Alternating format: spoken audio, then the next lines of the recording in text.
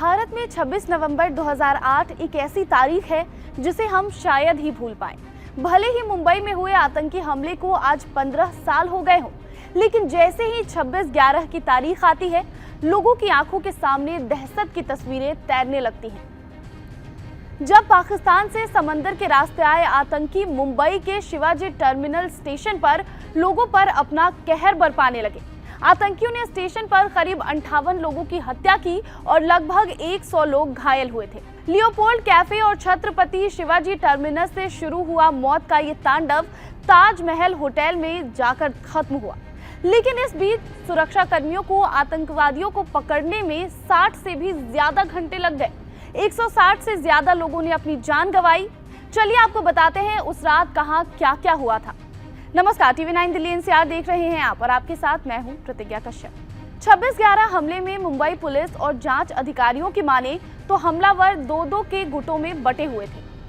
Leopold cafe में पहुंचे 2 हमलावरों ने अंधाधुंध गोलियां चलाई। इस कैफे में ज्यादातर विदेशी पर्यटक आते हैं। इससे पहले कि वहां मौजूद लोग कुछ समझ पाते, हमलावरों ने जमकर गोलियां चलाई और वहां से निकलते बने।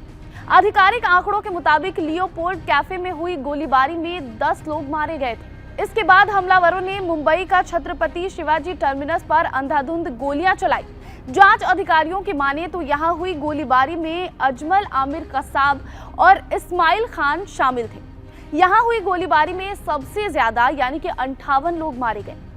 फिर हमलावर ढेर सारे गोला बारूद के साथ ओबेरॉय होटल में घुसे थे। यहाँ हमलावरों ने कई लोगों को बंधक बना लिया, लेकिन राष्ट्रीय सुरक्षा गार्ड के जवानों ने यहाँ दोनों हमलावरों को मारकर ढेर कर दिया और लोगों को सुरक्षित निकाल लिया।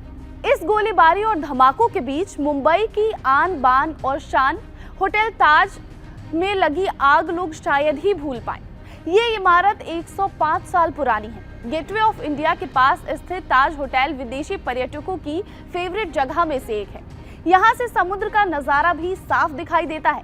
इस होटल पर जब हमला हुआ तो वहाँ रात के खाने का समय था और बहुत सारे लोग होटल में इकट्ठा थे। तभी अचानक यहाँ भी अंधाधुंध गोलियां चलने लगी। आंकड़ों की माने तो होटल ताज में 31 लोग मारे गए और 4 हमलावरों को सुरक्षा कर्मियों ने मार गिराया। आतंकियों ने एक हॉस्पिटल को भी निशाना बनाया था।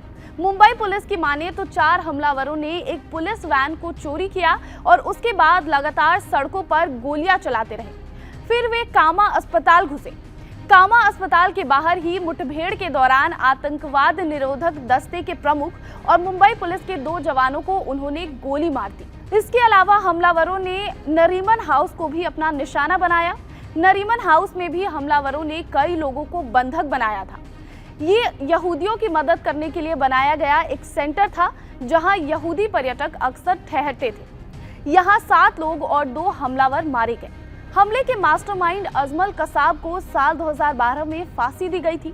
आतंकी हमले में घायल जिस लड़की ने कोर्ट में कसाब की पहचान की थी, उसका नाम है देविका रोतावत। उस समय देविका की उम्र महज 9 साल थी।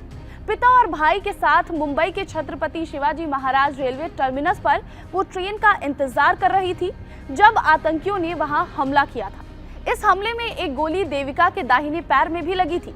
हमले में घायल देविका और अजमल कसाब को फांसी पर लटकाए जाने में देविका की गवाही बेहद महत्वपूर्ण साबित हुई थी। अदालत में देविका कसाब की पहचान करने वाली सबसे कम उम्र की गवाह थी और उस समय उसका एक फोटो भी खूब वायरल हुआ था। जब वो कोर्ट पहुंचती थी तो वो बैसाखी लेकर चलती थी। तो 26/11 की वो तारीख जब मुंबई के साथ साथ पूरा भारत दहल गया। आपको बताएं कि आज संविधान दिवस भी है और उस समय जब 26/11/2008 में मुंबई में हमले हुए तब वो आज का ही दिन था और इस दिन को लोग शायद ही भूल पाए।